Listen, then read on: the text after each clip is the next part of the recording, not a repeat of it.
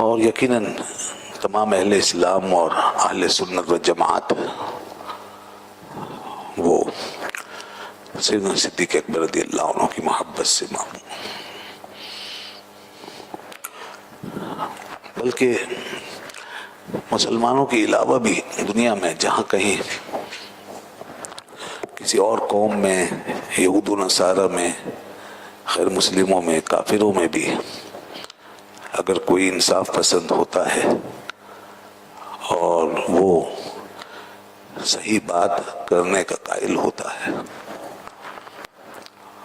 اور انسان کے شرف اور اس کی بزرگی کو اگر وہ سمجھتا ہے، تو باوجود اس کے کہ وہ مسلمان نہ بھی ہو تو ہمارے یہاں پائی جانے والی ان عظمتوں کے آگے وہ ہمیں سر بسجود نظر آتا ہے، اور اس بات کی شہادت دیتی ہیں ان کی کتابیں، ان کا لٹریچر۔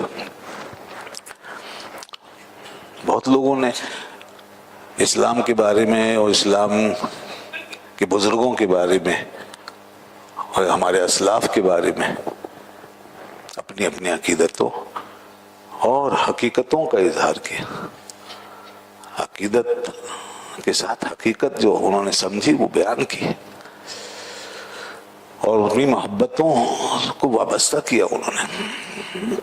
چنانچہ سیدنا حضرت ابوبکر صدیق رضی اللہ عنہ کی تعریف اور توصیف میں بہت سے ایسے غیر مسلم محقق مستشرق بھی ردب اللسان نظر آتے ہیں۔ ہندوستان میں جب پاکستان بننے سے پہلے جو گورنمنٹ قائم ہوئی تو اس میں مسٹر گاندھی نے باقاعدہ یہ آرڈر جاری کیا اپنے وزراء کو، گورنرز کو، حکام کو، کہ وہ حکومت کرنے کے لیے جو طریقہ اختیار کریں تو اس میں ابو بکر و عمر رضی اللہ عنہما کو فالو کریں۔ مسلمانوں کے یہ دو عظیم لیڈر ہیں جنہوں نے دنیا کی تاریخ میں بہت کچھ چھوڑا ہے اپنے پیچھے۔ یہ ہمارے لیے روشنی کے مینار ہیں۔ ان کی بات کا مطلب یہی ہے، انہوں نے باقاعدہ یہ انسٹرکشن دی اور یہ آرڈر دیا کہ وہ ان ہستیوں کی اتباع کریں اور ان کی مثالوں کو اپنائیں تاکہ ایک کامیاب اور بامقصد نظام حکومت وہ چلا سکیں اور ڈیلیور کر سکیں۔ کیونکہ دنیا نے یہ دیکھا کہ جتنی خوبصورتی کے ساتھ اور جتنے عدل و انصاف کے ساتھ مسلمانوں کی تاریخ میں کے ابتدائی دور میں ڈیلیور کیا گیا ہے، لوگوں کو اختیار ڈیلیور کیا ہے، آزادی ڈیلیور کی ہے، وسائل ڈیلیور کیے ہیں، آسانیاں، سہولتیں، کنوینئنس اور تمام تر وہ امکانات جو انسانی تہذیب اور انسانی ثقافت اور تمدن کے ارتقاء کے لیے ضروری ہے۔ تو جس طریقے سے مسلمانوں نے یہ سب کچھ ڈیلیور کیا ہے اپنے ابتدائی زمانے میں، ایسی مثال دنیا کی تاریخ میں نہیں مل سکتی۔ تو ان کے سامنے یہ مثال موجود تھی، تو دنیا اس بات کو مانتی ہے، اور جب بھی لوگ عدل سے دیکھیں گے اور صحیح تحقیق اگر وہ کریں گے، تعصب کے پردے اور تعصب کی عینک اتار کے آنکھوں سے جب ملاحظہ کریں گے تو انہیں یہ سب نظر آئے گا۔ لیکن اگر نہیں نظر آئے گا یا نہیں نظر آتا تو اس وقت کو نظر نہیں آتا جو اپنے آپ کو مسلمان کہلائے اور اتنی بڑی ہستیوں پہ زبان تان دراز کرے۔ وہ کتنا لعین ہے وہ شخص۔ آپ اندازہ کیجئے کہ دنیا میں نے اسی لیے نقشہ کھینچا کہ غیر مسلموں کے یہاں بھی جو انصاف پسند ہیں وہ مان رہے ہیں، لیکن جو اپنے آپ کو مسلمان کہلائے اور پھر شان صدیقیت میں کلام کرے اور معاذ اللہ ایسے عظیم ہستیوں پہ تہمتیں لگائے اور ان کی عیب چینی کرے، ان پہ نکتہ چینی کرے، اور اپنی طرف سے اپنی میلی آنکھ سے ان کے اندر میل تلاش کرے، اپنے ٹیڑھے دل سے ان کے اندر ٹیڑھ محسوس کرے، اور اپنی گندی زبان سے ان کی سیرتوں میں داغ بیان کرے، تو وہ کتنا بڑا بدبخت ہے۔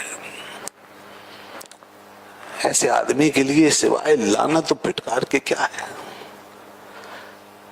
اللہ کے رسول نے اس کا فیصلہ کر دیا، فرمایا جب تم دیکھو، صدیق اکبر کی تو بہت بڑی شان ہے، حضور نے تو سارے اصحاب کو جمع کر کے فرمایا اذا رأيتم الذين يسبون اصحابي قولوا لعنت اللہ علی شرکم، جب تم دیکھو نا میرے اصحاب کو لوگ گالی دے رہے ہیں، طعن کر رہے ہیں ان پر، تو تم ان سے صرف یہی کہو کہ تمہارے شر پر اللہ کی لعنت، بس یہ لعنت کے مستحق ہیں دنیا میں بھی اور آخرت میں بھی۔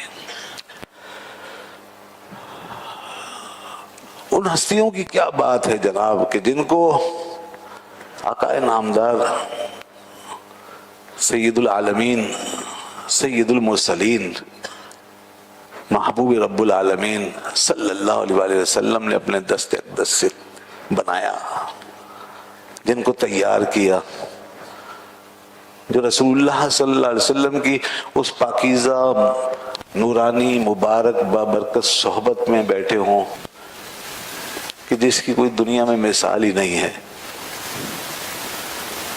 کہ وہ صحبت جو اللہ کی صحبت بن جائے، جو رسول اللہ کی صحبت میں بیٹھے وہ گویا خدا کی صحبت میں بیٹھا ہے۔ یہ ہمارا عقیدہ ہے، یہ ہمارا دین ہے۔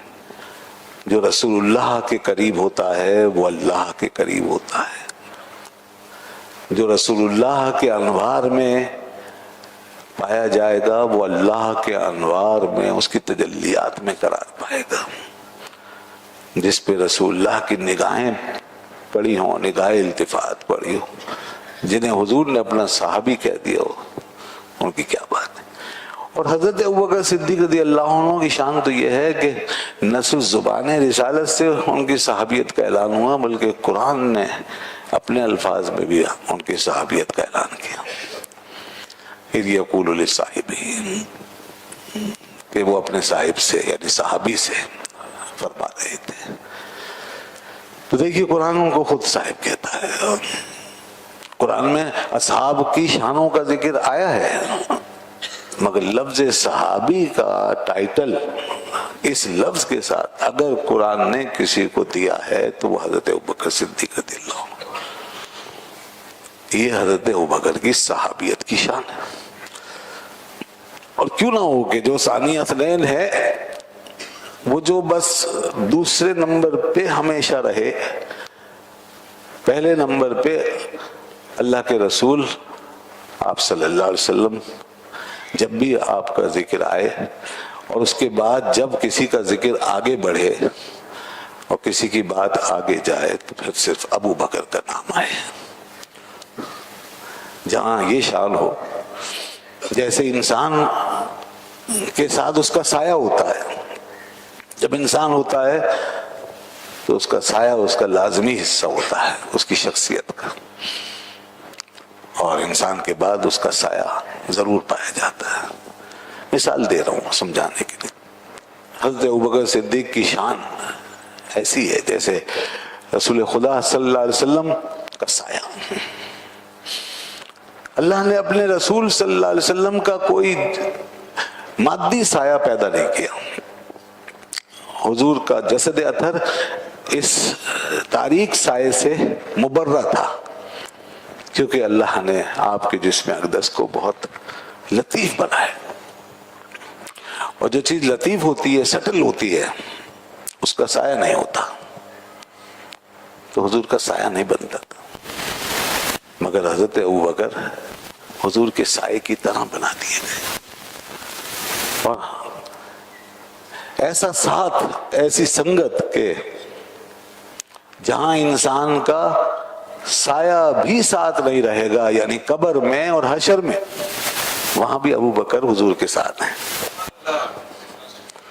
سائے سے بھی زیادہ وہ اپنے آقا و مولا کے ساتھ ہیں۔ قبر میں ہیں تو ساتھ ہیں، حشر میں ہیں تو ساتھ، جنت میں ہیں تو ساتھ ہیں۔ ایک دفعہ آپ نے ارشاد فرمایا کہ جبریل میرے پاس آئے فاخذ بیدی، اور انہوں نے میرے ہاتھ پکڑا، واخذ بیدی، میرا ہاتھ پکڑا، وارانی باب الجنت، اور مجھے جنت کا دروازہ دکھایا، وہ دروازہ کہ جس سے میری امت داخل ہوگی، اسی دروازے سے میری امت جائے گی، وہ دروازہ مجھے دکھایا۔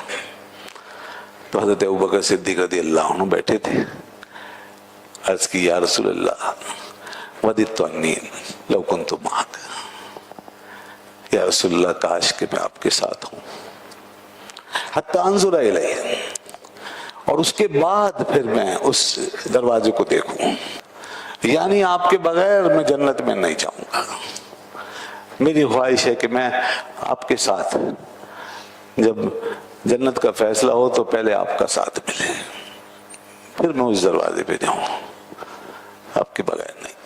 یہ ہیں سیدنا صدیق اکبر۔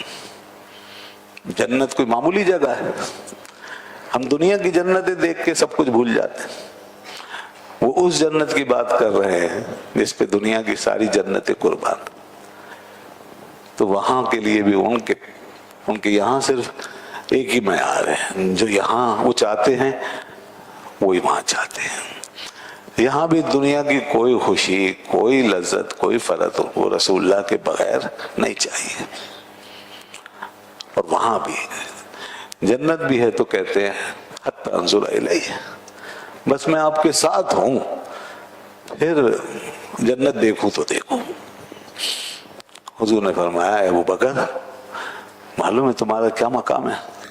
اما انک اول من یدخل جنت من امتی، اے ابو بکر تم تو وہ ہو جو میری امت میں سب سے پہلے جنت میں جاؤ گے، تمہارے لیے تو سب سے پہلے جنت کھلے گی، تم سب سے پہلے جاؤ گے۔ اس سے پتہ چلا کہ سیدنا صدیق اکبر رضی اللہ عنہ سے افضل کوئی نہیں ہے امت میں، اس امت میں آپ سے افضل کوئی نہیں، اس پر سب کا اتفاق تھا۔ ان حدیث کی روشنی میں یہ سب لوگوں نے سنا، اصحاب نے سنا، اہل بیت نے سنا، سب متفق ہوئے کہ آپ سے بہتر کوئی نہیں ہو سکتا۔ حضرت عمر رضی اللہ عنہ اس لیے کہتے تھے ابو بکر سیدنا و خیرنا و احبنا الی رسول اللہ۔ ابو بکر کون ہیں لوگوں، تمہیں معلوم ہے؟ ابو بکر ہمارے سردار ہیں، سیدنا و خیرنا، اور ہمارے اندر سب سے بہتر ذات ہے، سب سے بہتر، سب سے افضل حضرت ابو بکر، احبنا الی رسول اللہ، اور ہمارے اندر سب سے زیادہ رسول اللہ کے محبوب بھی ابو بکر ہیں۔ اللہ کے رسول صلی اللہ علیہ وسلم کو بھی سب سے زیادہ ابو بکر سے محبت تھی، جس طرح حضرت ابو بکر صدیق رضی اللہ عنہ کو سب سے زیادہ آپ صلی اللہ علیہ وسلم سے محبت۔ تو یہ ان کا مقام تھا، اسی لیے، اور یہ محبت دیکھیے ایسے نہیں تھی جیسے آج ہم کرتے ہیں آسانی سے، بہت آسان محبتیں ہم کرتے ہیں، محبت کے آسان راستوں پہ چلتے ہیں، جہاں مشکلات آتی ہیں وہاں محبت کے ساتھ کوئی کمپرومائز کر لیتے ہیں، کیفیات کے ساتھ کمپرومائز کر لیتے ہیں۔ ان کی کیفیات کچھ اور تھی، جب کیفیت سچی ہو اور بہت انٹینسو حالت میں ہو، بہت شدت سے پائی جائے، تو پھر انسان اپنے قابو میں نہیں رہتا، پھر اس کی کوئی چیز بھی اس کے اپنے قابو میں نہیں ہوتی، اس کیفیت کے قابو میں ہونا، بس اسی کیفیت سے ہی ہر چیز کو دیکھتا اور آبزرو کرتا ہے، ہر چیز کو۔ اگر ابو بکر صدیق رضی اللہ عنہ بھی یہ چیز چھائی ہوئی ہے تو ایسی چھائی ہوئی ہے، ایسی غالب ہے کہ انہیں گویا حضور کے بغیر کچھ نظر ہی نہیں آتا تھا۔ رسول اللہ کے بغیر وہ کچھ دیکھنا ہی نہیں چاہتے تھے، یہاں تک کہ اپنی ذات کی طرف بھی وہ بعد میں دیکھتے تھے، پہلے رسول اللہ کو دیکھتے تھے۔ اس لیے تو دیکھیں نا، اللہ کے رسول کی زبان اقدس سے جو بات نکلی وہ قرآن نے بیان فرمائی، ان اللہ معنا۔ قرآن میں آیا، فرمایا لا تحزن ان اللہ معنا۔ غار میں جب ان کو پریشانی ہوئی کہ کوئی یہاں تک پہنچ جائے گا تو میرے آقا کو تکلیف نہ پہنچا دے، تو حضور نے فرمایا کہ ابو بکر غم نہ کرو، ان اللہ معنا، بے شک اللہ ہمارے ساتھ۔ تو اپنے دامن میں چھپا لیا نا ساتھ معنا کہہ کر۔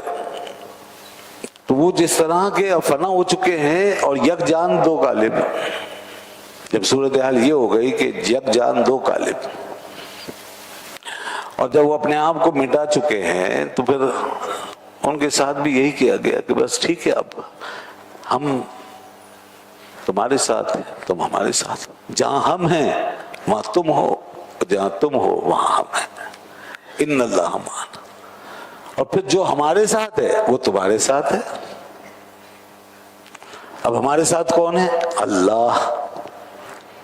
تو ابو بکر بس وہی تمہارے ساتھ بھی ہے، اللہ ہمارے ساتھ ہے اور تم ہمارے ساتھ ہو، تو خدا تمہارے ساتھ ہے۔ ان اللہ معنا، بے شک اللہ ہمارے ساتھ ہے۔ یہ جو جملہ ہے نا، یہ سیدنا صدیق اکبر رضی اللہ عنہ کی بہت بڑی شان بیان کرتا ہے۔ قرب و اتصال کی انتہا پہ بات پہنچا دی گئی۔